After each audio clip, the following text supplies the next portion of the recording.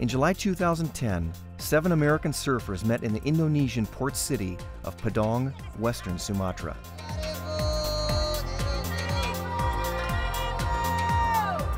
Leading the expedition were renowned surfing journalists Matt and Sam George, joined by myself, documentary filmmaker Stacy Peralta, as instructors for the 2-week intensive course affectionately dubbed Riding Giants. At first, it might seem like kind of a crazy idea to gather university students from all over America, have them fly to the far side of the world, meet in this tiny little Indonesian town of Padang, board an 80-foot pinisi, and sail for the wild western islands of the Mentawai. The students, none of whom had yet traveled to Indonesia, were shipping out for a real-life adventure. On this academic expedition, they were going to be graded on the experience and not just on a curve. What's unique about this class is that the students are graded on 2 criteria. 1, participation and guts, and 2, they have to produce a full-length feature magazine article that we get published in the international media. I'm really going to stress the discipline of writing a travel story. There's a template. It's to get the reader to feel, but more importantly, it's to get the reader to see. They're going to receive their grade on a roughly 3,000 to 3,500 word travel feature that hopefully will combine everything they learned, the discipline, the structure, the tools of articulation. In addition to their academic work, the students also participated in relief work, delivering much-needed school supplies to remote island villages, many of the local people having seen few, if any, foreign visitors. This is a little tougher entry here. The bridge has been broken down since the last time we were there. In the black water that you're going to be walking across, you want to keep it away from your feet as much as possible. There's hookworms, leeches, bloodworms. You're going to want to watch that. So be very, very careful walking across this little bridge.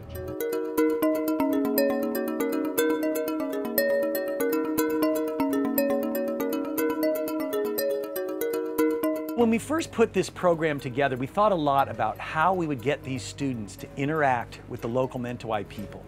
And of course, in some of these remote villages, you could be providing aid work for the next 2 centuries, okay? And we started thinking that's a little unwieldy.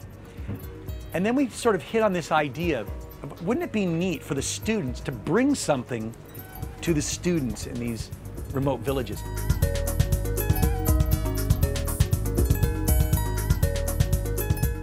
Look at this village they got going on here in the middle of nowhere. Well, to us, at least, in the middle of nowhere. To them, it's right at home. It might look like a ramshackle village, but in almost every case, the most precious building in those villages is the school. They really value education. We specialize in delivering school supplies. It's low impact and high result, and non-culturally disruptive way to really, really contribute.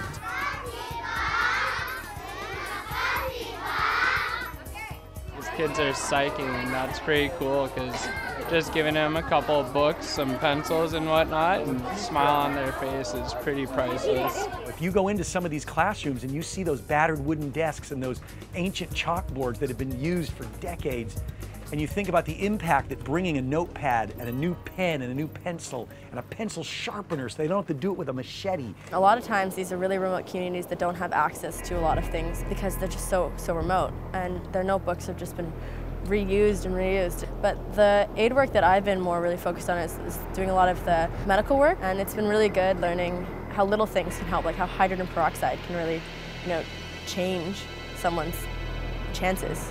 I got this medicine in Singapore from a tropical diseases doctor. I'm going to inject some medicine into his nose. But I'd like to ask permission if that's okay. At home, I've done Habitat for Humanity where you go and build houses and whatever, but I haven't dealt with people hand to hand. Ingy, the little boy with leprosy. You can see it in his eyes that he is scared, but he's so brave. One of the most touching things I've ever seen. I want him to know that he gives us hope in a world where we're given way too many things.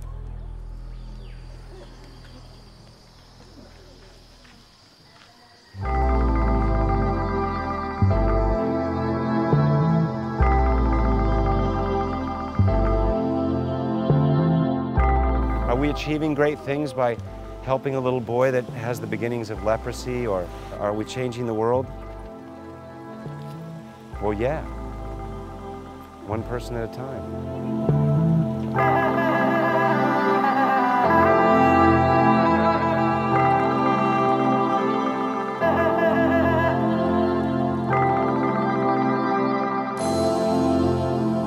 It's been totally life-changing. I mean, not just my writing, just my outlook on life. Like going in and seeing these different cultures, seeing the people less fortunate, and just traveling around trying to help them. I think like I'm gonna go home and have a totally different outlook on life and the things around me.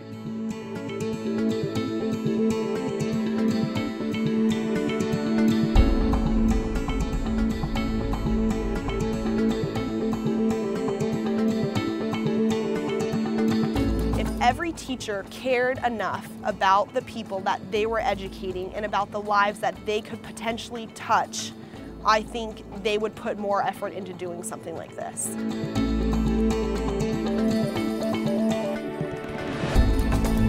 In this floating classroom, it became clear that we were all working together for more than just credit.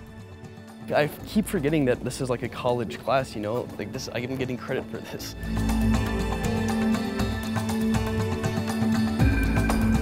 There's something in the face of a young surfer when he kicks out of the greatest wave of his life, and you see that look in their face, the adrenaline, the excitement, but it pales in comparison to the look on their faces when they go into the villages and those kids run up to them and hold their hands and look into their face, or when they sing for them, and that natural rapport when they're playing football together, and that feeling where they all trail down to the beach afterwards and wave goodbye, and there's no artifice in it at all. It's just sheer joy. And when you look at their faces, not even the greatest wave in the world can compare to the joy that they feel.